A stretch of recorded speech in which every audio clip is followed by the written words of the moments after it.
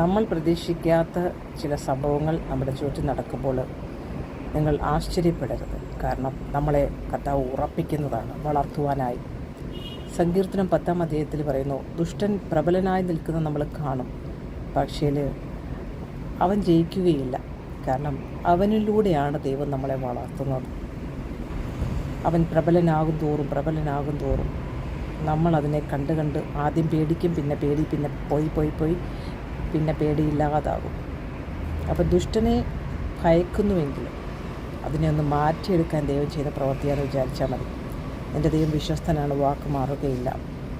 ദൈവം നീതിയെ ഇഷ്ടപ്പെടുന്നു. അന്യായം ചെയ്യുന്നവനെ ദൈവം ശിക്ഷിച്ചോളും. അവനും ബുദ്ധി ഉണ്ടാകട്ടെ എന്ന് നമുക്ക് പ്രാർത്ഥിക്കാം. നിൻ്റെ തലമുറ അനുഗ്രഹം പ്രാപിക്കും. നഷ്ടപ്പെട്ടതിനെ ദൈവം യോബിന് കൊടുത്തതുപോലെ തിരിച്ചു തരും. നമ്മൾ ആ ദൈവത്തെ അറിയാൻ വേണ്ടിയിട്ടാണ്.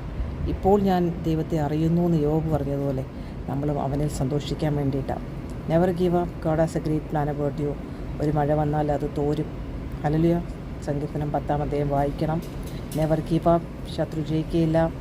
ആത്മനദി നമ്മളിലൂടെ പുറപ്പെടട്ടെ. നമുക്ക് നീതി സ്വർഗത്തിലാണ്. ദൈവത്തിൻ്റെ സമാധാനം നമ്മളിൽ വ്യാപരിക്കട്ടെ. God bless you.